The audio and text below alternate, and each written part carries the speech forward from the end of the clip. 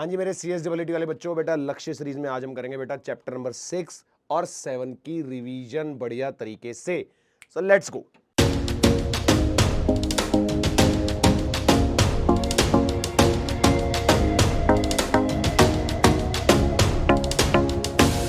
तो चलो बेटा सबसे पहले बात करते हैं एंटरप्रेन्योरशिप सिनेरियोज की, फिर आएगा बिजनेस एनवायरनमेंट, ठीक है ना। चलो जी एंटरप्रेन्योरशिप में देखते हैं बेटा, डेफिनेशन की बात करें सबसे पहले। एंटरप्रेन्योर का मतलब ही क्या होता है? जो न्यू आइडियाज लेके आता है, न्यू इनोवेशंस की बात करता है, बिजनेसमैन से थोड़ा सा अलग होता है, राइट। तो entrepreneurship making money, earning profit, increasing wealth through risk taking. सबसे मेन काम पे क्या है बेटा उसका? सबसे मेन काम क्या है? रिस्क लेना, है ना। लीडरशिप क्वालिटी होती है, मैनेजमेंट और इनोवेशंस की बात करता है। ओरिजिन क्या है? फ्रेंच वर्ड जहां से ये डिटरमाइन हुआ है, टू अंडरटेक, है ना, वर्ड है एंटरप्रेन्योर करके, फ्रेंच वर्ड है। Starting a business, so meaning क्या है बेटा? हाई एप्टीट्यूड चेंज मेकर होता है, rare. Anyone starting their own business is termed as entrepreneur. और न्यू आइडिया न्यू इनोवेशन के साथ रिस्क बियरर होता है, इनोवेटर होता है, और समवन मीटिंग अनमेट दी मार्केट डिमांड। कोई ऐसी डिमांड जो मार्केट में आज तक कोई फुलफिल नहीं कर पाया, वो एंटरप्रेन्योर फुलफिल करता है, राइट। चलो हिस्टोरिकल कॉन्टेक्स्ट कहां से आया? कैंटिलॉन से 1700 में एंटरप्रेन्योर का concept, the risk taker who buys at certain price and sell at uncertain price. खरीदता है एक सर्टेन प्राइस पे और बेचता है किसी अनसर्टेन प्राइस पर, depending on the market situations, right. और शुम्पिटर भाई साहब जो हमारे थे, उनका कहना क्या था कि एंटरप्रेन्योर का मतलब क्या है? Agent of the creative destruction through innovation. Schumpeter का मेन कंसेप्ट किसके ऊपर था? इनोवेशन के ऊपर। उसका कहना था कि पूरी इकोनॉमी चल ही इनोवेशन की वजह से रही है।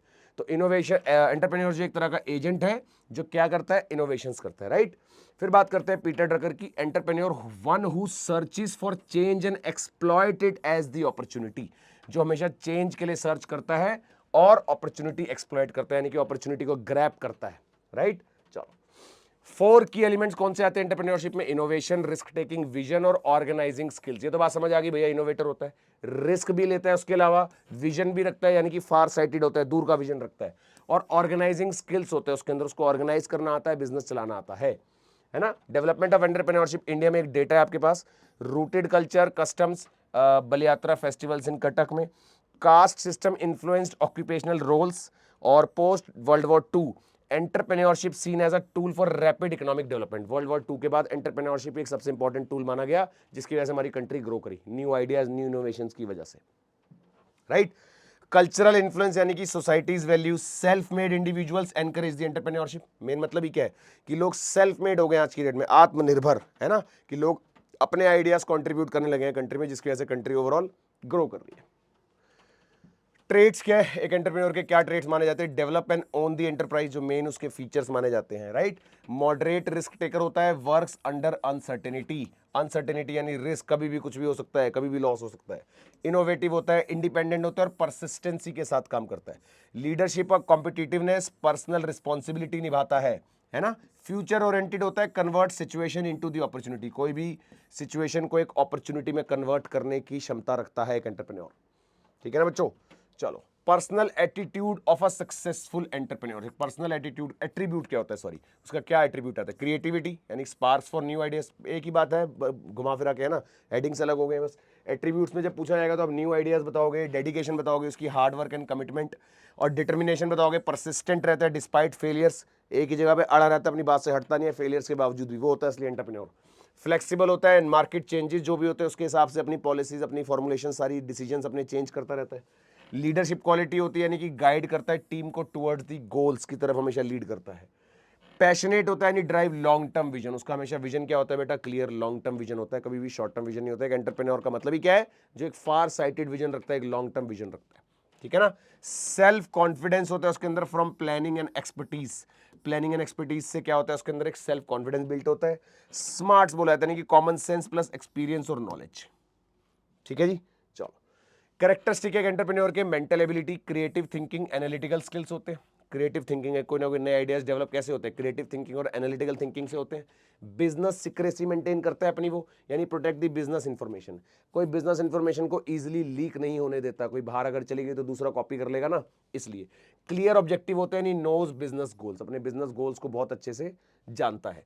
ह्यूमन रिलेशंस अच्छे से पहचानता है अपने, maintains goals relation with stake holders.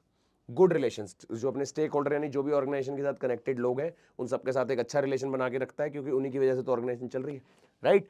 फिर कम्युनिकेशन एबिलिटीज की बहुत अच्छी होती है, यानी कि क्लियर एंड इफेक्टिव कम्युनिकेशन। कोई एम्बिग्यूटी नहीं रखता अपनी कम्युनिकेशन में, पूरा क्लियर बताता है जो भी बात है, जो यहां से चलिए बात वही वहां तक पहुंचेगी क्लियर, बिना किसी एम्बिग्यूटी के, राइट। वाई एंटरप्रेन्योरशिप, फायदे क्या है, सीधा सीधा क्वेश्चन आपको कैसे आएगा, एंटरप्रेन्योरशिप के फायदे बता दो भाई, क्या उसके एडवांटेजेस है। डूइंग व्हाट यू लव, सबसे बड़ी बात, passion drive success.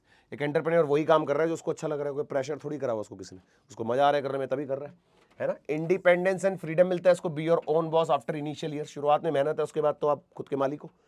Recognition and self fulfilment, Prestige and personal achievement, Maslow hierarchy के हिसाब से भैया अपनी प्रेस्टीज और पर्सनल अचीवमेंट्स को आराम से अचीव कर पाता है।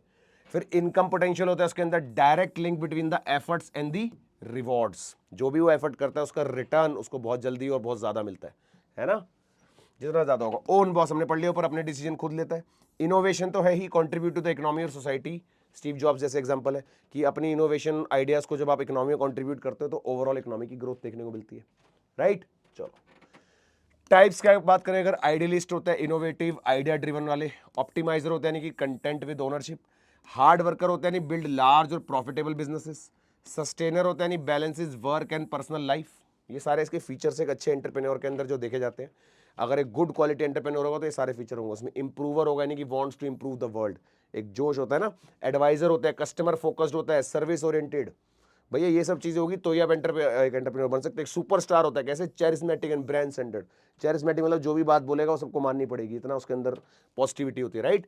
एडस्टे यानी कि क्रिएटिविटी बेस्ड बिजनेस होता है। विजनरी होता है, बार बार बात कर रहे हैं हम, ड्रीमर, फ्यूचर फोकस्ड होता है, फार साइटेड होता है ना। एनालिस्ट होता है, प्रॉब्लम सॉल्वर और सिस्टमेटिक तरीके से ऑर्गेनाइज करके प्रॉब्लम्स को सॉल्व करता है। फायरबॉल बोले तो एनर्जेटिक और ऑप्टिमिस्टिक होता है, पॉजिटिव रहता है। जगलर बोले तो हैंडल्स मल्टीपल टास्क, जगल करता है, अलग अलग चीजों को एक साथ मैनेज करने का उसके अंदर हुनर होता है। हीरो होता है इंस्पिरेशनल लीडर, दूसरों के लिए एक इंस्पिरेशनल लीडर होता है एंटरप्रेन्योर, ठीक है। हीलर भी होता है, हीलर बोले तो काम और हार्मोनियस अप्रोच, अगर कोई दिक्कत परेशानी आए तो उसको ठंडे दिमाग से हैंडल करता है, ठीक है ना। तो ये होता है एंटरप्रेन्योर के फीचर्स। एंटरप्रेन्योर एक मैनेजर में क्या फर्क है, जब हम बात करते हैं मैनेजर की तो दोनों में क्या फर्क है बेटा। एंटरप्रेन्योर के ओनर होता है, ये होता है एम्प्लॉय, सबसे मेन बात। Manager is will be the employ of the business, और ये क्या होता है, ओनर। रियर ये सारे रिस्क लेता है, ये कोई रिस्क नहीं लेता, इसको अपने तो वेजिस से मतलब है बस, राइट। ऑब्जेक्टिव क्या है, इनोवेट करना, क्रिएट करना। इसका ऑब्जेक्टिव क्या है, सुपरवाइज और इंप्लीमेंट द रूटीन्स। यहाँ पर क्या, income is uncertain tied to the performance, जो आपकी परफॉर्मेंस है उसके हिसाब से आपको इनकम मिलेगी, पर वो अनसर्टेन है, पता नहीं कब होगी कब नहीं होगी, है ना। यहाँ पर क्या भैया, फिक्स सैलरी है, लेस परफॉर्मेंस लिंक, ज्यादा लिंक नहीं है। हाई अकम्पलिशमेंट मोटिव और रिस्क टेकर होते हैं, अकम्पलिशमेंट मोटिव रहता है इसके अंदर और रिस्क टेकर होते हैं। Qualified in management theories, can not be replaced by manager, इसको मैनेजर से रिप्लेस नहीं कर सकते। वर्क्स अंडर एंटरप्रेन्योरशिप गाइडलाइंस, ठीक है जी, इसकी गाइडलाइन में फॉलो काम करता है, जो भी बताता है वही तो करता है, सिंपल है। इंट्राप्रेन्योरशिप क्या होती है, एंटरप्रेन्योरशिप तो पढ़ा ना, व्हाट इज इंट्राप्रेन्योरशिप। तो इंट्राप्रेन्योर कौन होता है, इंट्रा बोले तो with in the corporation plus entrepreneur, मतलब जो विद इन द कॉर्पोरेशन के अंदर न्यू इनोवेशंस क्रिएट करता है। डेफिनेशन, एन एम्प्लॉय, सबसे बड़ी बात, within a large organization who takes direct responsibility for turning an idea into the profitable product. जब कंपनी का ही कोई एम्प्लॉय एक डायरेक्ट रिस्पॉन्सिबिलिटी लेता है अपने आइडिया को प्रॉफिटेबल बिजनेस में कन्वर्ट करने के अपने कंपनी के, तो दैट इज इंटरप्रेन्योरशिप। और वो कैसे करता है, रिस्क टेकिंग से एंड इनोवेशन से। Coined by Gifford Pinchot, 1985 book intrapreneurship के लिखा गया था इसके अंदर। It combines the entrepreneurship and management skills, दोनों को कंबाइन कर देता है ये, ठीक है जी। एंटरप्रेन्योरशिप और मैनेजमेंट दोनों कंबाइन हो गए, क्योंकि एम्प्लॉय भी है कंपनी का तो वो काम भी करता है और प्लस अपने न्यू आइडियाज भी देता है बिजनेस को, तो दोनों बातें कंबाइन हो गई, ठीक है कि नहीं। चलो फीचर्स क्या है इसके, एम्प्लॉय होता है, think and act like the entrepreneurs but within the organization framework, organization framework के अंदर रहते हुए वो एक एंटरप्रेन्योर की तरह ही सोचता है और वो एम्प्लॉय होता है। हेल्प्स इन डाइवर्सिफिकेशन, इनोवेशन और री invention of the company, company की ही डाइवर्सिफिकेशन, इनोवेशन और री इन्वेंशन के बारे में, अपने लिए नहीं कंपनी के बारे में सोचता है एम्प्लॉय ना, इसलिए। एग्जाम्पल क्या है, manager is appointed to launch a new business unit and shares in its profit, profit में शेयर भी दे देंगे उसको। Encourages entrepreneurial culture inside the corporation, corporation के अंदर ही वो एंटरप्रेन्योरल कल्चर रन कर लेता है, ठीक है ना। चलो की कैरेक्टरिस्टिक्स क्या है एक एंटरप्रेन्योरशिप के, promotes innovations and responsibility among the managers, जो एक इनोवेशन और रिस्पांसिबिलिटी मैनेजर्स के अंदर एक within the company promote करता है। Funded by the parent organization, lower risk, भाई सबसे बड़ी बात क्या है, उसका खुद का रिस्क पैसों वाला नहीं है कोई भी, वो तो सिर्फ आइडिया दे रहा है अपना, जो मनी लगाना है वो सारा किसने लगाना है, कंपनी ने, राइट। तो उसका रिस्क सारा खत्म हो गया स्टार्टअप शुरू करने का। प्रॉफिट शेयरिंग भी मिल जाती है उसको एंटरप्रेन्योर एंड दी कंपनी। अब क्योंकि वो अपना नया आइडिया दे रहा है तो देयर आर पॉसिबिलिटीज कि कंपनी उसको एक पार्टनर के तौर पर एक प्रॉफिट शेयरिंग भी दे सकती है। Expand the business portfolio through diversification, जितना डाइवर्सिफिकेशन करेगा और बिजनेस पोर्टफोलियो बढ़ेगा, इंक्रीज करेगा। Cultivates entrepreneurial skills with in the corporate culture, corporate culture के अंदर न्यू एंटरप्रेन्योरल स्किल्स को भी इनकॉर्पोरेट करता है। Add values to the intrapreneurial career through training and experience, training और एक्सपीरियंस से क्या करता है, नए एंटरप्रेन्योर करियर भी ऐड करता है। Creates wealth for both organisation and intrapreneur, जो ऑर्गेनाइजेशन और दोनों के लिए वेल्थ क्रिएट करता है। जब इतनी सारी चीजें वो कंपनी के लिए कर रहा है तो अपना फायदा तो कर ही रहा है, साथ ही साथ कंपनी का भी फायदा कर रहा है, मेन बात है ना। चलो अब एंटरप्रेन्योर और इंटरप्रेन्योर दोनों बातें मैंने अलग अलग पढ़ी, दोनों के डिफरेंस देख लेते हैं। एक सबसे बड़ी बात, ये तो ओन और ऑपरेट करता है बिजनेस, ये होता है भैया एम्प्लॉय, पढ़ना भी। ये क्या होता है, सारा फाइनेंशियल रिस्क लेता है, इसका कोई रिस्क नहीं है, सारा रिस्क ऑर्गेनाइजेशन का। Work for personal profit and independence, ये करता है work for organisation structure and profit share लेने के लिए, ठीक है ना।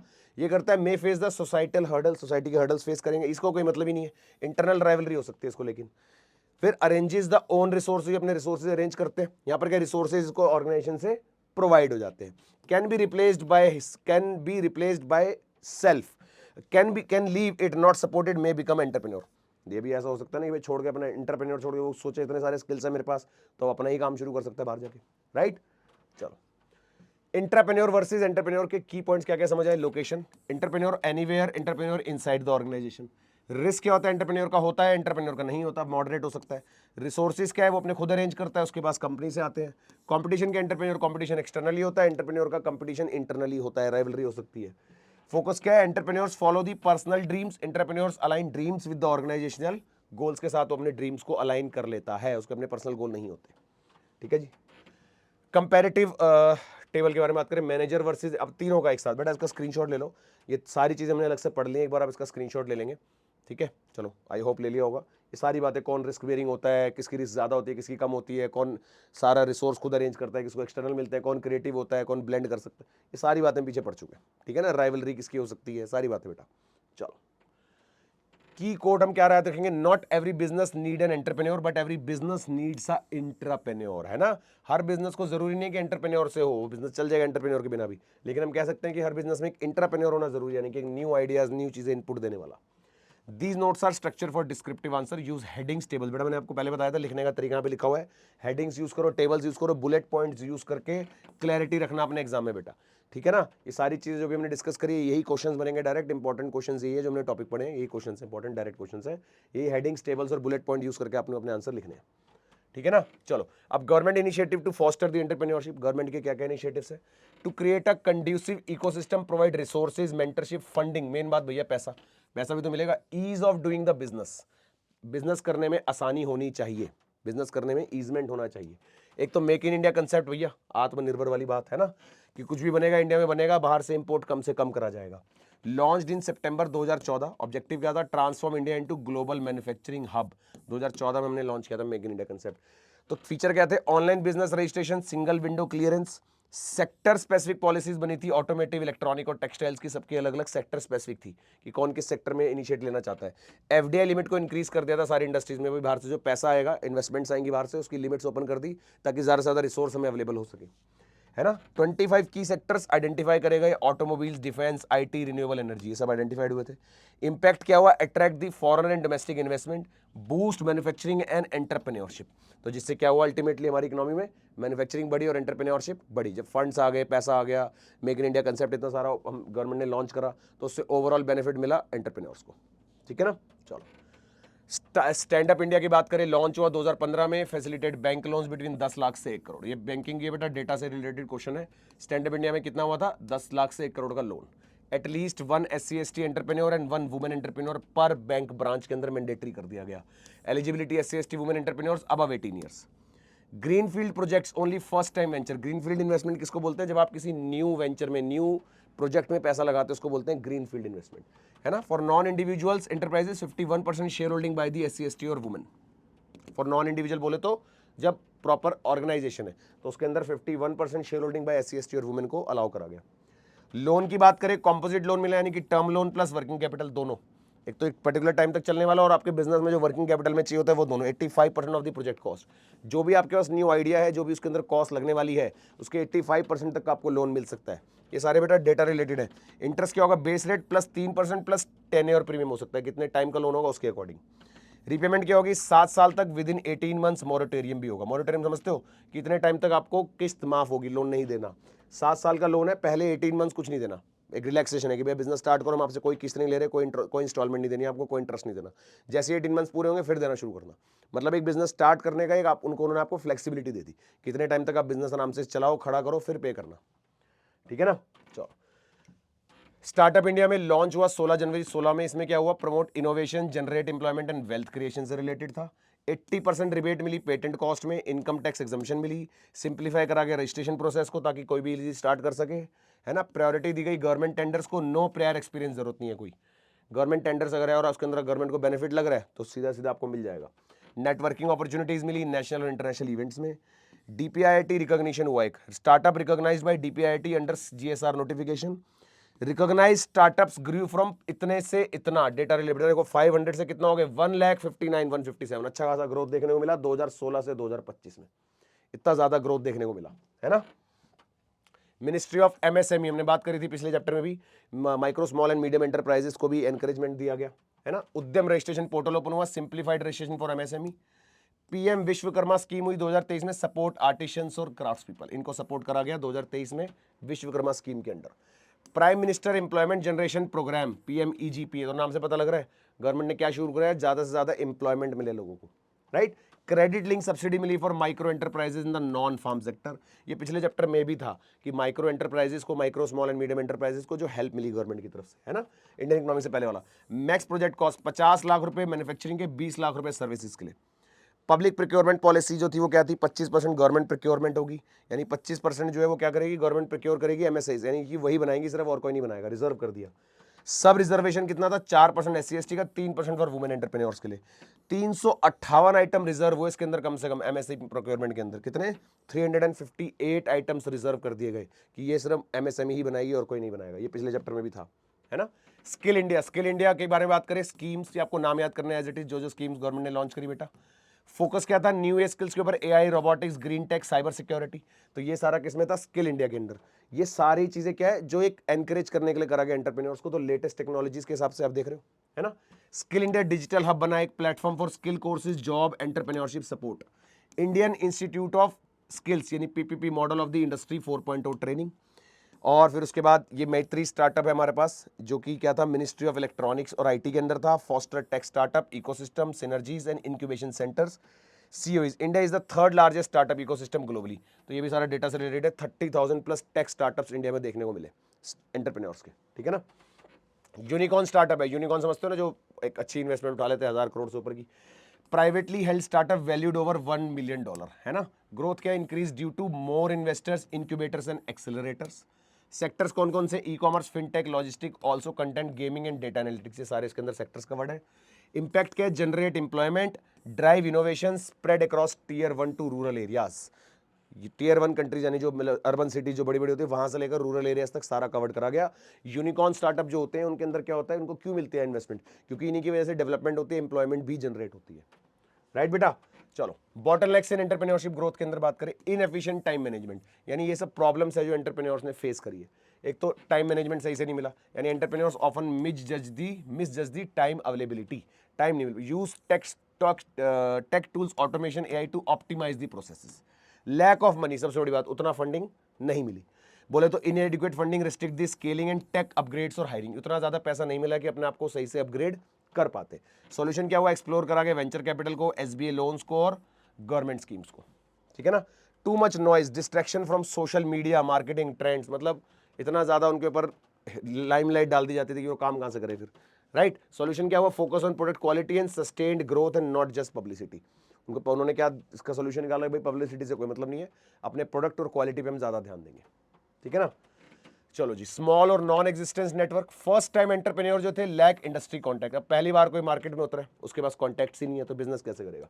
सॉल्यूशन क्या बनाया, बिल्ड करा network via local partnership, global conference और कम्युनिटी एंगेजमेंट करके उसने क्या करा, पहले अपनी नेटवर्किंग स्ट्रॉन्ग करी। Growing too much too soon, बड़ी जल्दी जो हो जाते हैं उनकी भी दिक्कत है। Rapid scaling can compound the problems, तो start small, test frequently, pivot when needed. अब एकदम से अगर बिजनेस एनलार्ज हो जाए तो संभालना मुश्किल है, चीज़ें पता ही नहीं अभी से, आप एकदम से 0 से सीधा 100 पे पहुंच गए तो 20 की चीज़ें सारी मिस कर दी, जो लर्निंग वाला पाथ होता है, सीधा ही लास्ट में पहुंच गए तो अब सीखने में करने में प्रॉब्लम आ सकती है, राइट। इसलिए फिर स्किल्स की shortage, lack of skilled workforce in the tech driven sectors, skill उतना नहीं है जितना रिक्वायर्ड है, जितना एक एंटरप्रेन्योर्स को स्किल चाहिए वो नहीं मिल रहा। सॉल्यूशन क्या निकाला, स्किल डेवलपमेंट प्रोग्राम्स लॉन्च करेंगे जिससे कि ज़्यादा से अच्छा स्किल मिल सके, है ना। पॉलिसी अनसर्टेनिटी, फ्रीक्वेंट चेंजेस हो जाते थे रेगुलेशन में, टैक्स क्रिएशन, इंस्टेबिलिटी था, मतलब कुछ भी अचानक से हो रहा था जिसकी वजह से सही से नहीं मिल पा रही थी चीज़ें। सॉल्यूशन का निकाला, transparent predictable policy, environmental needed, जो भी एनवायरमेंट की नीड है उस हिसाब से काम करा जाए। तो चलो बेटा आप स्टार्ट करते हैं चैप्टर नंबर 7 बिजनेस एनवायरनमेंट। बहुत सारी चीजें बेटा इसके अंदर, आरंभ सीरीज के अंदर पूरा डिटेल में अच्छे से करा रखा है बेटा सारे टॉपिक्स। अभी फटाफट से इंपॉर्टेंट टॉपिक्स देखते हैं, क्विक रिवीजन एग्जाम के लिए बढ़िया तरीके से हो जाए, है ना। तो चलो बेटा चैप्टर 7 की बात करते हैं। सबसे पहले बात है मीनिंग क्या है, what is the meaning of business environment. सबसे पहले business environment refers to the totality of all the internal and external aspect. बेटा जो भी चीजें जो इंटरनल या एक्सटर्नल आपके बिजनेस को अफेक्ट करती है उसी को हम क्या बोलते हैं, बिजनेस एनवायरनमेंट, ठीक है ना। दैट हैव द डायरेक्ट और indirect impact on how a firm operates. मैंने बताया ना, किसी भी फर्म के ऊपर इंटरनल या एक्सटर्नल जो भी इंपैक्ट पड़ता है, ठीक है बच्चों, and perform its function. In simple words it is the sum total of all the forces, factors, institutions that surround and affect a business, किसी भी तरीके से जो बिजनेस को अफेक्ट करे, इंटरनल और एक्सटर्नल फैक्टर्स। ठीक, चलो की डेफिनेशन क्या है स्कॉलर्स के हिसाब से, बेरी एम रिचर्ड में इनके नाम के हिसाब से अगर आप पढ़ो, environment consist of factors largely external and beyond control. जो इंटरनल होने के अलावा एक्सटर्नल पे ज्यादा जोर दिया गया है, जो इंडस्ट्रियल एंटरप्राइज के कंट्रोल से बाहर है ना। These are givers within which the firm must operate. फिर कैथ डेविस के हिसाब से environment consist of factors largely external and beyond control of industrial enterprise, these are givers within the which the firm must operate. तो same definition हो गई। बात करते हैं बेरड व्हीलर की, total of all the things external to which firms and industry which affect their organisations and operation, जहां से दोनों अफेक्ट होते हैं। अर्थर के हिसाब से एनवायरमेंट एनकम्पासेस क्लाइमेट और द सेट ऑफ कंडीशन, मतलब जितनी भी चीजें इसमें सारी इंक्लूड हो गई, economic, social, political, institutional in which the business operations are conducted, ये सारी चीजें बेटा। ग्लुइक एंड जॉर्ज के हिसाब से environment includes factor outside the firm which can lead to opportunities और थ्रेट्स। की सेक्टर अगर हम देखें, socio economic, technological, suppliers, competitors और गवर्नमेंट, ये सारे की फैक्टर्स है जिनसे बिजनेस अफेक्ट होता है हमारा, ठीक है ना। कंपोनेंट देखिए अगर बिजनेस एनवायरनमेंट के बेटा, कुछ इंटरनल फैक्टर्स होते हैं within the companies control, मैंने कहा ना दोनों हो सकते हैं, organisation structure, resources, culture and operational process, ये सारे बेटा।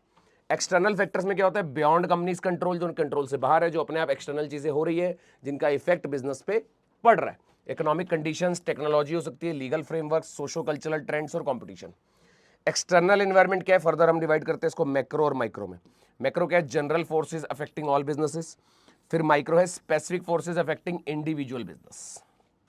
दो होंगे ना, एक तो मैक्रो लेवल पे होगा जो सारे बिजनेस को अफेक्ट करता है, और माइक्रो क्या होगा जो सिर्फ इंडिविजुअल एक बिजनेस को अफेक्ट करता है। सिंपल है। पर्पस क्या है बेटा बिजनेस का, beyond profit, important institution in the society, supply of goods and services. जो बिजनेस का कोई भी पर्पस होता है वो क्या होता है, प्रॉफिट अर्न करने के अलावा, प्रॉफिट तो अर्न करता है बिजनेस, मेन पर्पस तो प्रॉफिट ही होता है, उसके अलावा क्या है, एक इंपॉर्टेंट इंस्टीट्यूशन बनना, सप्लाई करना गुड्स एंड सर्विसेज को, जॉब की अपॉर्चुनिटीज क्रिएट करना, offer better quality of life, उसके अलावा contributing to economic growth of the country. ठीक है जी। Business and society are interdependence and society can not do without business and business need society equally. दोनों को एक दूसरे की जरूरत है भैया, बिजनेस के बिना सोसाइटी नहीं चलेगी, सोसाइटी के बिना बिजनेस नहीं चलेगा, right. Nature of business environment की बात करें अगर, तो डायनेमिक होता है, मतलब रेगुलरली चेंज होता रहता है ना। Business environment never static, technology, fashion, policies हमेशा चेंज होती रहती है और जिसका इफेक्ट बिजनेस पे पड़ता ही रहता है कॉन्टिन्यूसली। अनसर्टेन है, कभी भी कुछ भी हो सकता है। Future is elusive to predict due to multiple forces at the work. बहुत सारी चीजें ऐसी है जिनकी वजह से बिजनेस में जो भी हम चीजें सोचते हैं वो जरूरी नहीं है कि एग्जैक्ट हो, देयर आर अनसर्टेनिटीज। कॉम्प्लेक्स होता है, समझना मुश्किल है। Effect of factors are complex, small factors में have large impact and vice versa, दोनों हो सकते हैं। रिलेटिविटी होती है, यानी कि सेम फैक्टर्स में भी beneficial for one business and harmful for the another. जरूरी नहीं है सबके लिए वो फैक्टर इक्वली इफेक्ट करे, किसी के लिए अच्छा हो सकता है, किसी के लिए खराब। एक्सटर्नल एंड बियॉन्ड कंट्रोल तो हमने पढ़ लिया। मोस्ट एनवायरमेंट फैक्टर जो होते हैं वो गिवर्स होते हैं that firm can not control, जो देते ही है बिजनेस को कुछ ना कुछ और बिजनेस को कंट्रोल नहीं कर सकता, वो होता ही है। इंटर रिलेटेड भी हो सकते हैं, various factor influence each other, internal और external, specific, general, are interconnected. ठीक है जी। कोई अगर मैक्रो लेवल पे चीज होगी तो माइक्रो पे भी इफेक्ट आएगा ही आएगा उसका, है कि नहीं। इस सेंस में इंटरकनेक्टेड भी होते हैं। वाई अडाप्टेशन जरूरी है? बिजनेस एनवायरनमेंट जब हम बात कर रहे हैं तो हमें बिजनेस एनवायरनमेंट में ही काम करना है, तो उसको अडाप्ट करना क्यों जरूरी है?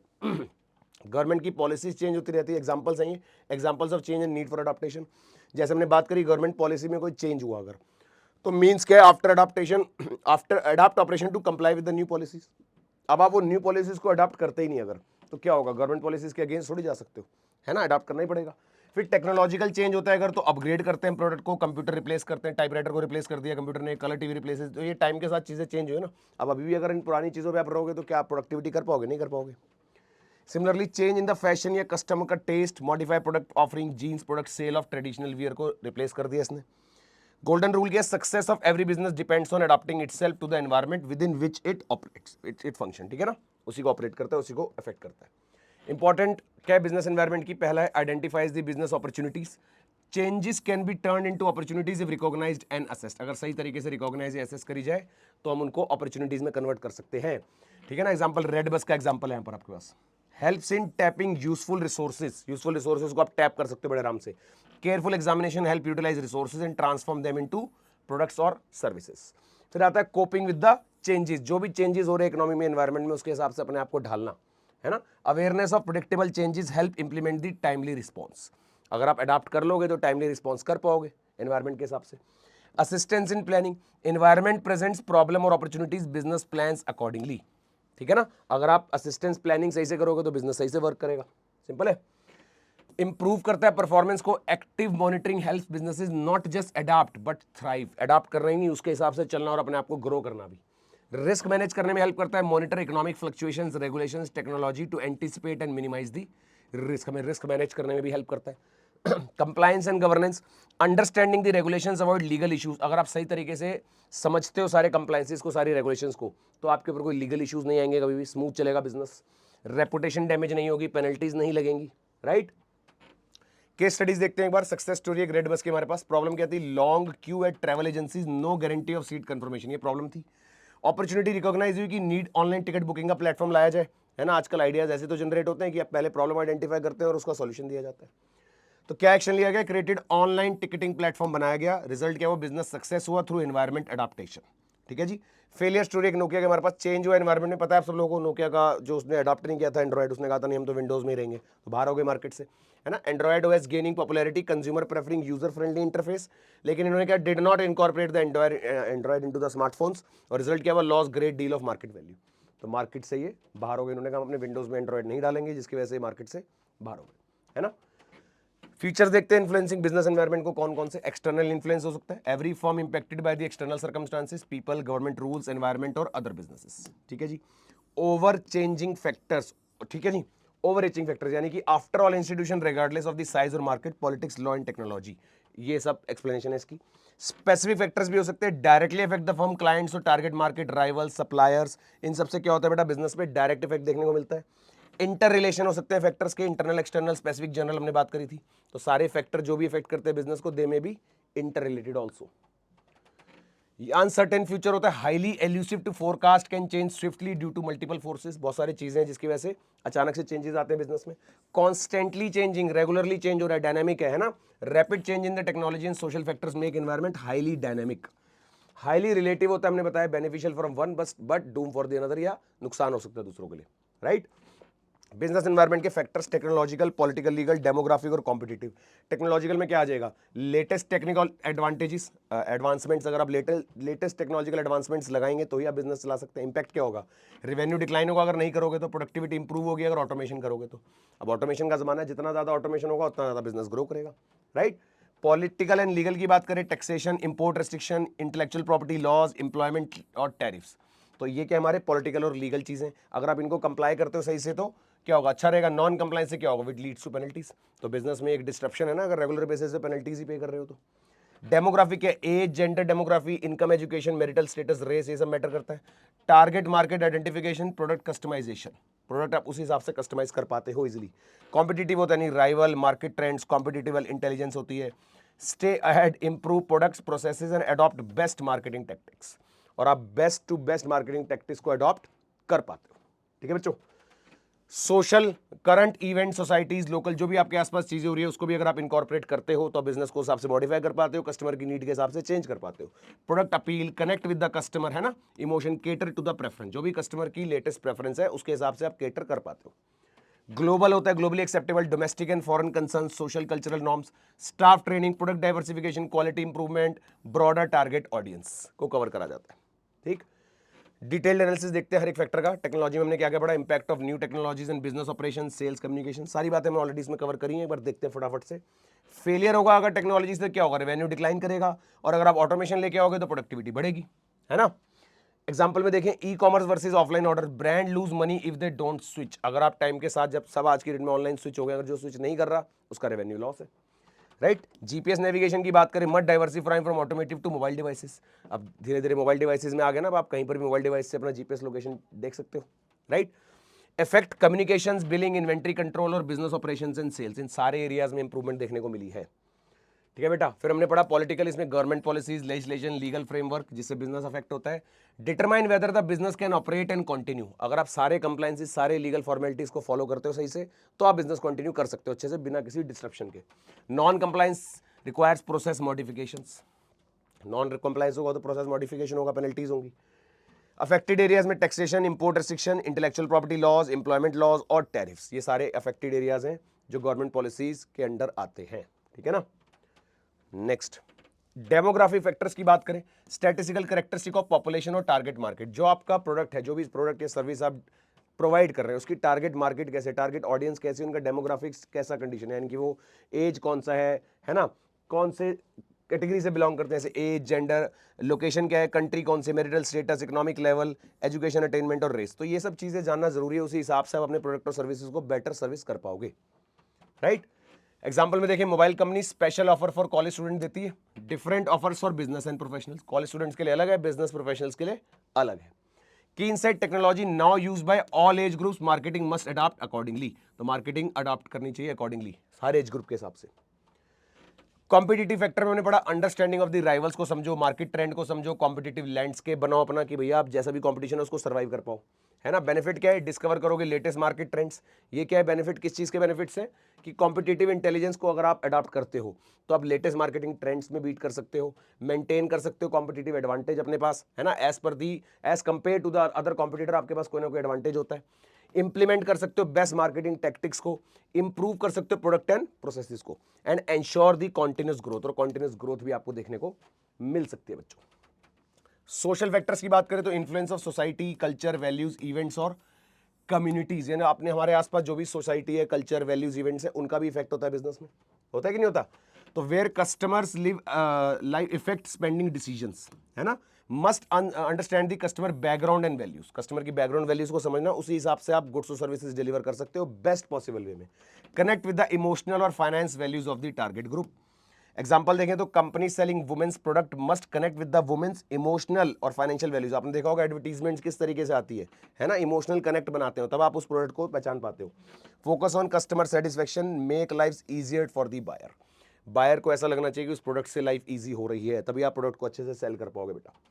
Now global factors, international influences affecting domestic and foreign business operations, अब ये कुछ ग्लोबल फैक्टर्स है जो इंटरनेशनल लेवल पे है, वो भी आपके बिजनेस को अफेक्ट करते हैं। Influence social and cultural norms, affect staff training program, staff training programs को अफेक्ट करते हैं। Enable creation of diverse product और सर्विसेज, डाइवर्स प्रोडक्ट सर्विसेज को अफेक्ट करते हैं। Improve the quality of the items और ब्रॉडन दी टारगेट डेमोग्राफिक्स, जो भी आप डेमोग्राफिक टारगेट कर रहे हो, जो टारगेट ऑडियंस है वहां से आप बेटर निकाल सकते हो result. Make business more approachable to the wider population, जितना आप इन चीजों को अपने इनकॉर्पोरेट करोगे अपने पास, उतना वाइडर पॉपुलेशन को रीच कर सकते हो, ज्यादा अपने प्रोडक्ट को सर्विस कर सकते हो, राइट। ठीक है जी। अब टाइप ऑफ बिजनेस एनवायरनमेंट बेटा हमने पढ़ा, दो होते हैं, इंटरनल होता है और एक्सटर्नल। इंटरनल क्या होता है, थोड़ा कंट्रोलेबल होता है, हम कर सकते हैं अपने अकॉर्डिंग। एक्सटर्नल अनकंट्रोलेबल है, उसमें जो होगा सो होगा, हम कुछ कर नहीं पाएंगे उसके अंदर, है ना, वो अफेक्ट करेगा तो करेगा ही, ठीक है कि नहीं। इंटरनल की बात करते हैं, internal environment refers to the forces and condition that exist inside the organisation, these factors are within the control of the business and can be modified, अभी बात करें ना हमने, आप अपनी रिक्वायरमेंट के हिसाब से थोड़ा बहुत मॉडिफिकेशन इनमें कर सकते हो, चेंजेस ला सकते हो, ठीक है। और एलिमेंट देखते हैं कौन कौन से आते हैं हमारे किसमें, इंटरनल में। तो सबसे पहले value framework which define the functional process of the business, business किस प्रोसेस में काम करता है, बिजनेस का फंक्शनल प्रोसेस क्या है, determines how employ perform their roles, company के अंदर, ऑर्गेनाइजेशन के अंदर, एक बिजनेस के अंदर एम्प्लॉयज अपना रोल कैसे परफॉर्म कर रहे हैं, regulate the work culture, work culture का regulation, basis of judging value in the business, एक बिजनेस के अंदर वैल्यू जजमेंट करना, बिजनेस पाथ की बात करें अगर, रीजन फॉर एग्जिस्टेंस, भैया क्या मिशन है, किस लिए काम कर रहे हैं, पर्पस टू सर्व क्या है, विजन, मिशन और विजन का फर्क आ गया है ना, फ्यूचर पर्सपेक्टिव क्या है बिजनेस का, define the changes to be enforced, time के साथ साथ कौन कौन से चेंजेस आपको एनफोर्स करने हैं, स्ट्रक्चर क्या होता है, हेरार्कल और नॉन हेरार्कल अरेंजमेंट, मतलब कि अलग अलग लेवल्स हैं, टॉप मिडल लोअर, या फिर नॉन हेरार्कल चल रहा है, कोई कहीं पर भी है, डिसेंट्रलाइज है या सेंट्रलाइज है, सब कुछ है ना, define roles of employees and management, और टाइप्स में मैट्रिक्स, ब्यूरोक्रेटिक, फंक्शनल और डिविजनल, ये सारे टाइप्स ऑफ ऑर्गेनाइजेशन हमें देखने को मिलते हैं स्ट्रक्चर में, ठीक है बेटा। चलो, ऑर्गेनाइजेशनल कल्चर कैसा है, यानी कि unique identity of every business, her business की अपनी एक आइडेंटिटी होती है, अपना एक कल्चर होता है जहाँ पे वो काम करते हैं, include treatment employees and resources and clients, कैसे एम्प्लॉय को ट्रीट करा जा रहा है, क्या रिसोर्सेज हैं, क्या क्लाइंट्स हैं, undefinable in exact terms but clearly felt, इसको डिफाइन नहीं कर सकते क्योंकि हर बिजनेस में अलग होता है, पर फील करा जा सकता है, shared values, believes and norms क्या है बिजनेस में, फिर आता है human resource, manages the personal at the micro level, मतलब जितने भी ह्यूमन रिसोर्स है, जितने भी लोग एक ऑर्गेनाइजेशन के साथ जुड़े हुए हैं, उनका पर्सनल वो किस तरीके से काम कर रहे हैं उनके साथ जुड़ना, critical as firm grows larger, क्योंकि लोग बढ़ेंगे तो ह्यूमन रिसोर्स ज्यादा चाहिए होगा, इफेक्टिव चाहिए होगा, determines quality of the workforce, जितना अच्छा ह्यूमन रिसोर्स अच्छे से मैनेज होगा, पर्सनल हर एक इंडिविजुअल को मैनेज करा जाएगा, उतना वर्कफोर्स में क्वालिटी अच्छे से इंप्रूव होकर आएगी, includes recruitment, training, motivation and retention, recruit करना, ट्रेन करना, मोटिवेट और उनको रिटेन कर, ये सारा एक ही चीज में आ जाएगा ना, रिक्रूट और रिटेन, मतलब लगा के रखना ऑर्गेनाइजेशन में, जाए ना छोड़ के। फिजिकल रिसोर्सेज में लैंड, बिल्डिंग, मशीनरी कैसी है, रॉ मटेरियल किस तरीके का है, और how resources are manage impact the environment, किस तरीके से आप रिसोर्सेज को मैनेज करते हो ऑर्गेनाइजेशन में, इंटरनली बात करें सारी, तो उससे हमारा इन्वायरमेंट इफेक्ट होता है, बिजनेस इफेक्ट होता है। टेक्नोलॉजी कौन सी यूज कर रहे हो, बहुत इंटरनल और एक्सटर्नल इंपैक्ट हो सकता है, इंटरनल में technology use by the business, external में technology use by the competitors क्या यूज कर रहे हैं, तो अगर उनकी ज्यादा बेटर हुई तो हमारा अपने आप पीछे हो जाएगी, है ना, उनके पीछे हुई तो हमारी अपने आप आगे हो जाएगी टेक्नोलॉजी, तो डिफाइंस एफिशिएंसी एंड कॉम्पिटिटिवनेस, ठीक है बेटा। अब इंटरनल एनवायरनमेंट की बात करें अगर, एक तो कंट्रोलेबिलिटी की, पहली बात तो fully with in the management control होता है ये, ठीक है ना, fully with in the management control, ये दोबारा आ गया, और फिर नेचर क्या होता है, माइक्रो लेवल पे होता है, स्पेसिफिक टू द ऑर्गेनाइजेशन, हर ऑर्गेनाइजेशन टू ऑर्गेनाइजेशन मैटर कर रहे हैं यहाँ पर, एक ऑर्गेनाइजेशन का जो इंटरनल एनवायरनमेंट है उसकी बात कर रहे हैं। इंपैक्ट क्या होता है, direct and immediate to the operation, जो भी इफेक्ट होगा बिजनेस के ऊपर डायरेक्ट होगा, इमीडिएट होगा। चेंजेबिलिटी बोले तो can be modified as per the requirement, के हिसाब से हम उसको चेंज भी कर सकते हैं, ठीक है जी। चलो, एक्सटर्नल अभी हमने पढ़ा, एक्सटर्नल क्या है, वो जो आपके कंट्रोल में नहीं है, आउटसाइड है ना, तो forces and condition outside the organisation that affects its functioning, these factors are beyond the control of business and requires adaptation, आपको कुछ कर नहीं सकता, आपको उसके हिसाब से अपने आप को अडॉप्ट करना ही पड़ेगा, there is no other option, ठीक है ना। पेस्टल फ्रेमवर्क आता है इसके अंदर बेटा, पेस्टल के अंदर हमारे पास सारे वर्ड देखो, पॉलिटिकल एनवायरनमेंट, ई आएगा इकोनॉमिक एनवायरनमेंट, एस होगा सोशो कल्चरल, टी होगा टेक्नोलॉजिकल, एल से होगा लीगल एनवायरनमेंट, और ई होगा एनवायरमेंटल एनवायरनमेंट, एनवायरमेंटल एनवायरनमेंट बोले तो नेचुरल, तो ये सारे एक्सटर्नल एनवायरनमेंट फैक्टर्स हैं जो हमारे बिजनेस को अफेक्ट करते हैं, जिसको हमने एक्रोनिम दिया है, एक पेस्टल, एक शॉर्ट फॉर्म बनाई है, ठीक है ना। तो पॉलिटिकल एनवायरनमेंट की बात करते हैं, पॉलिटिकल क्या हो गया, encompasses the political climate, government की पॉलिसीज, पॉलिटिकल में ये सारा आ जाएगा, है ना। Attitude toward the business, political stability कैसी है, इंटरनेशनल रिलेशन कैसे हमारे, that affect the business operations, ठीक है बेटा। और कौन कौन से आएंगे इसमें, कॉन्स्टिट्यूशनल फ्रेमवर्क आएगा, पॉलिटिकल ऑर्गेनाइजेशन, कॉन्स्टिट्यूशन में हमारा कॉन्स्टिट्यूशन कैसा है कंट्री का, कॉन्स्टिट्यूशन कंट्री का जिस भी तरीके का है वो उसका पॉलिटिकल एनवायरनमेंट का ही तो पार्ट होगा, है ना। डायरेक्टिव प्रिंसिपल्स कैसे हैं, फंडामेंटल राइट्स और ड्यूटीज कौन कौन सी प्रोवाइडेड है हमारे पॉलिटिकल ऑर्गेनाइजेशन में, लेजिस्लेटिव पावर कैसी है, state versus central versus state के हिसाब से किस तरीके से डिस्ट्रीब्यूटेड है पावर्स, और philosophy of the political parties क्या है, आइडियोलॉजी क्या है, रूलिंग गवर्नमेंट किस आइडियोलॉजी पे काम कर रही है, उनका फ्यूचर पर्सपेक्टिव क्या है, नेचर एंड एक्सटेंट क्या है ब्यूरोक्रेसी का, कितने टाइम तक काम डिलेज होते हैं, कितने लेवल्स तक के काम कोई भी ट्रांसफर होता है जिसकी वजह से डिले कम है या ज्यादा है, और इन्फ्लुएंस ऑफ प्रेशर ग्रुप्स, जितने भी प्रेशर ग्रुप्स हैं उनका क्या इन्फ्लुएंस है पॉलिटिकल पार्टीज के ऊपर, और उसका ओवरऑल इफेक्ट क्या है कंट्री के ऊपर और बिजनेस के ऊपर, ठीक है ना। पॉलिटिकल स्टेबिलिटी इकोनॉमी में कैसी है, structure of military and political police force, election system कैसा है, लॉ एंड ऑर्डर किस तरीके से फॉलो होता है, गवर्नमेंट की स्टेबिलिटी कैसी है। फिर आता है इंटरनेशनल रिलेशन हमारे कैसे, image of the country and it's leaders, foreign policy यानी अलाइनमेंट एंड नॉन अलाइनमेंट, और इंटरनेशनल ट्रीटीज एंड एग्रीमेंट, मतलब इंटरनेशनल एग्रीमेंट्स हमारे किस तरीके से हो रखे हैं दूसरी कंट्रीज के साथ, ठीक है ना। चलो, बिजनेस रेगुलेशन लॉज यानी कि लॉ गवर्निंग बिजनेस कैसे हमारा, इंडस्ट्रियल पॉलिसीज किस तरह की है, ट्रेड पॉलिसीज किस तरह की है, और कौन से इन्फ्लुएंशियल ग्रुप्स है, media, social organisation, religious organisation और लॉबिंग ग्रुप्स, ये सारे अदर ग्रुप्स हैं जिनसे भी हमारा पॉलिटिकल एनवायरमेंट इफेक्ट होता है और अल्टीमेटली फिर हमारा बिजनेस इफेक्ट होता है ना। इंपैक्ट ऑफ पॉलिटिकल एनवायरमेंट में एक तो गवर्नमेंट्स की स्टेबिलिटी के ऊपर बात आ जाती है, conveys power and assurance to the investors, political party philosophy में affect business organisation and conduct, trade union से हमारी इफेक्ट होती है connected to the political parties, impact through strikes and lockouts, जो ट्रेड यूनियन है उसके अंदर स्ट्राइक्स और लॉकआउट देखने को मिलते हैं, तो जिनकी वजह से बिजनेस में इफेक्ट आता है। चेंजिंग गवर्नमेंट में policy shifts affecting business operations, जो शिफ्ट पॉलिसी शिफ्ट्स होती है जिसकी वजह से बिजनेस ऑपरेशंस में अफेक्ट आता है। ठीक है जी, चलो केस स्टडी कोका कोला का केस है, Coca Cola had to stop operations in India in 1970, reason changes in the political environment and government policy. तो आगे ना एक्सटर्नल फैक्टर में चेंज हुआ, गवर्नमेंट की पॉलिसीज चेंज हुई, तो उन पॉलिसीज के हिसाब से क्या करना पड़ा, अडॉप्ट ही करना पड़ा, यानी अल्टीमेटली बंद करना पड़ा। तो लर्निंग क्या मिली, political environment can force even global giants को भी बंद कर सकती है। अगर गवर्नमेंट पॉलिसीज में चेंज आ जाए, पॉलिटिकल एनवायरनमेंट थोड़ा सा भी इफेक्ट होगा तो बड़े से बड़े प्लेयर्स भी मार्केट से बाहर हो जाते हैं, है ना। चलो रीसेंट ट्रेंड हमारा ट्रेड यूनियन की बात करें, स्ट्राइक लॉकआउट्स हमने बात करी थी, labour conflicts negatively impact the business, presently highly competitive business climate होना चाहिए, trade union showing maturity, positive contribution through employees involvement in the management. अगर आप ये सब चीजें करोगे तो आप अवॉइड कर सकते हो इसमें ना। पार्टिसिपेशन इन डिसीजन मेकिंग, अगर आप इनको पार्टिसिपेट करते हो तो ये कॉन्फ्लिक्ट से आप अवॉइड कर सकते हो।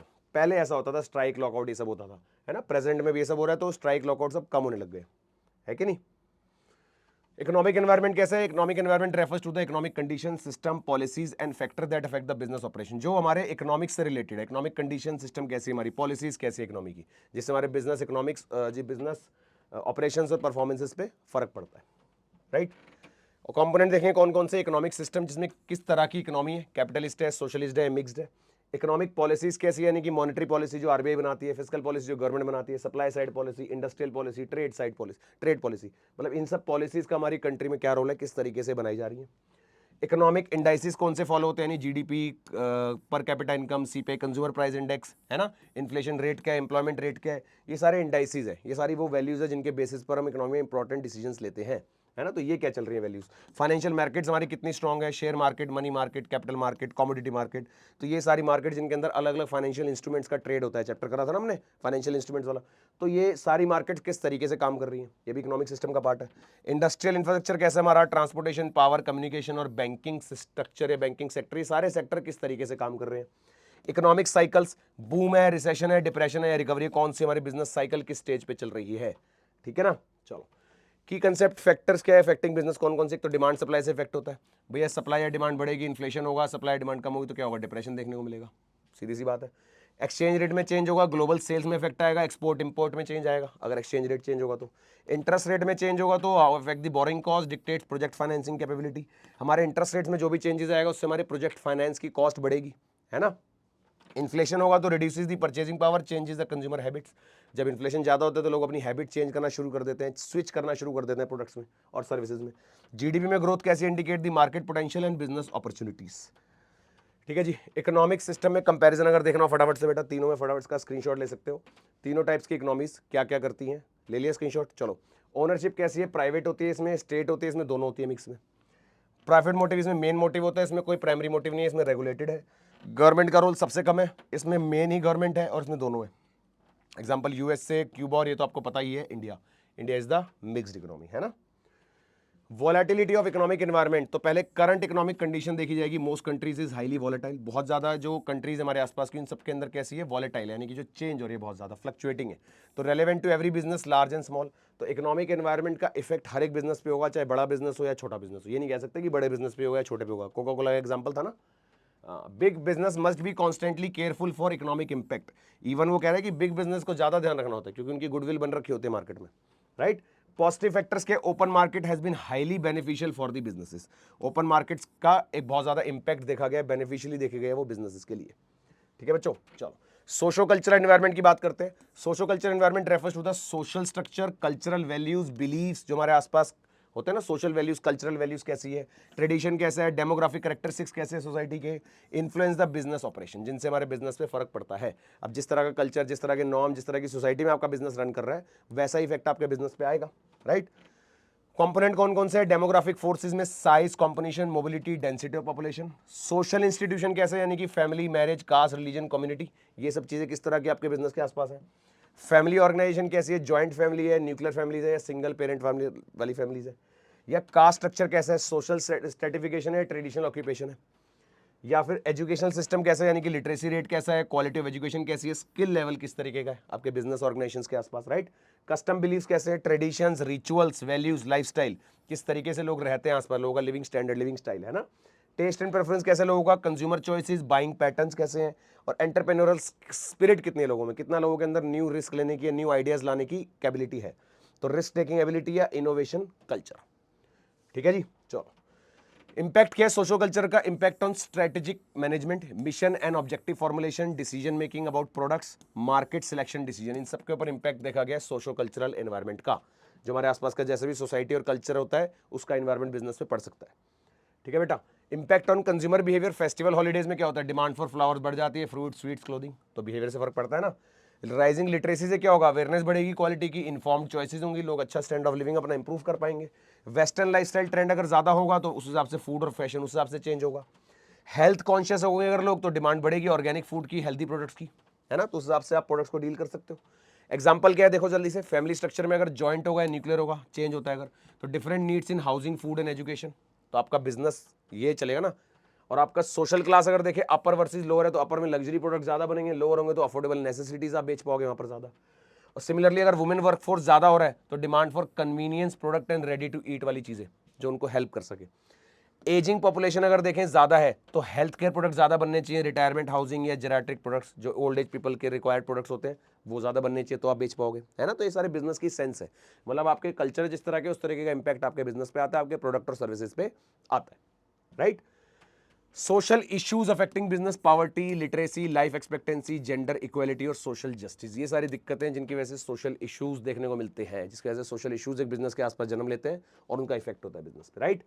चलो जी, टेक्नोलॉजिकल एनवायरनमेंट की बात करें तो technological environment refers to the level of technological development, rate of technological change, जितना आसपास टेक्नोलॉजी में चेंज हो रहा है वो सारी बातें आ गई, है ना। Application of technology and production and distribution of foods, goods and services, goods and service का डिस्ट्रीब्यूशन कैसा हो रहा है, ठीक है। कंपोनेंट देखते हैं बेटा कौन कौन से, rate of technological change, speed at which new technology emerge हो रही है, कितनी तेज कितनी स्पीड से टेक्नोलॉजी चेंज हो रही है, तो आपको बिजनेस उसी हिसाब से चेंज करना पड़ेगा। टेक्नोलॉजी डिफ्यूज यानी mixture, spread of technology across the industries कितना है। फिर प्रोडक्शन अप्रोचेस देखनी है, new method of producing goods and services कितने ज्यादा यूज हो रहे हैं, है ना। फिर बात कर रहे हैं न्यू प्रोसेस एंड इक्विपमेंट की, ऑटोमेशन कितना है, रोबोटिक्स के थ्रू कितना हो रहा है, एडवांस मशीनरीज कितनी यूज हो रही है। फिर बात कर रहे हैं फॉरेन टेक्नोलॉजी ट्रांसफर की, import of technology from other countries कितना है, क्या with in the country use है टेक्नोलॉजी का या बाहर से भी आ रही है। Impact of cost and quality, technology reduces the cost and improve quality, अगर टेक्नोलॉजी लेटेस्ट होगी तो वन टाइम कॉस्ट जरूर होगी लेकिन उसके बाद आपकी जो बिजनेस की प्रोडक्शन करने की कॉस्ट है वो तो कम होगी ना और क्वालिटी इंप्रूव होगी, है ना। वैल्यू चेन का इंपैक्ट क्या है, यानी technology effect the sourcing, production and distribution, ये वैल्यू चेन है जिसके थ्रू आपका बिजनेस रन करता है, जो चेन है पूरे बिजनेस की, ठीक है बेटा। तो मोस्टली चीजें हमने यहां पर कवर कर दिया बेटा, एक बार आप लोग उसमें जरूर जाएंगे, ठीक है ना। एक बार ये देख लेते हैं एग्जांपल फटाफट से। इंफॉर्मेशन एंड कम्युनिकेशन टेक्नोलॉजी में इंटरनेट, मोबाइल ऐप्स, ये सारी चीजें आएंगी। अगर ई कॉमर्स टेक्नोलॉजी है तो ऑनलाइन सेलिंग होगा, डिजिटल पेमेंट्स होंगी। आर्टिफिशियल इंटेलिजेंस की बात करें एआई की तो consumer service, chatbots, predictive analysis, ये सब बढ़ेंगे। मशीन लर्निंग्स की बात करें बेटा तो पर्सनलाइजेशन होगा, रिकमेंडेशन इंजन्स देखने को मिलेंगे। रोबोटिक्स का अगर ज्यादा आ गया तो मैन्युफैक्चरिंग ऑटोमेशन और वेयर हाउस मैनेजमेंट, ये सब बिजनेसेस आपके एप्लीकेशन है जो रन होने चाहिए according to the technology. Amendment augment reality sorry, तो वर्चुअल ट्राई ऑन और प्रोडक्ट विजुअलाइजेशन, कि प्रोडक्ट को पहले पूरा विजुअलाइज करा दिया एक्चुअल प्रोडक्ट के बिना, पूरा वीआरस वगैरह लगा के, है ना। फिर डेटा मैनेजमेंट में big data analytics and customer का इंसाइट। फिर आता है रिसर्च एंड डेवलपमेंट, इनोवेशन और न्यू प्रोडक्ट डेवलपमेंट, ठीक है बेटा। तो ये हमने कुछ बातें करी फटाफट से इस चैप्टर की, इसके अंदर चैप्टर में मोस्टली इंपॉर्टेंट टॉपिक जो मैंने आपसे सारे डिस्कस कर लिए हैं। तो आई होप बच्चों तैयारी बड़े तरीके से चल रही होगी और वीडियोस आपके लिए हेल्पफुल होंगी। तो और इसके अंदर अगर आपको लगता है कि कुछ टॉपिक्स सर और देखने चाहिए या कुछ टॉपिक्स ये हैं या कम है तो बेटा आराम सीरीज में जाएंगे एक बारी, वहाँ पर इसके कुछ और छोटे छोटे टॉपिक जो इसके अलावा है वो भी सारे उसमें कवर्ड है। यहाँ पर मैंने आपको सारे इंपॉर्टेंट टॉपिक्स कवर करा दिए हैं जो आपकी अच्छी रिवीजन करा देंगे बेटा, और एग्जाम में इंपॉर्टेंट क्वेश्चन मेरे हिसाब से सारे इन्हीं टॉपिक्स में से बनने चाहिए, ठीक है ना। एग्जामिनर का भी थोड़ा सा एक थॉट होता है ना कि कहाँ तक सोचा जा सकता है बच्चे के लिए। तो बेटा आई होप कि यहां तक सब बच्चों को क्लियर होगा बढ़िया तरीके से। चैप्टर 6 और चैप्टर 7 बेटा दोनों के दोनों कर दिए खत्म बढ़िया तरीके से। चलो बेटा मिलते हैं नेक्स्ट वीडियो में, तब तक के लिए मेरे बच्चों keep learning, keep growing and keep shining. All the best, bye bye.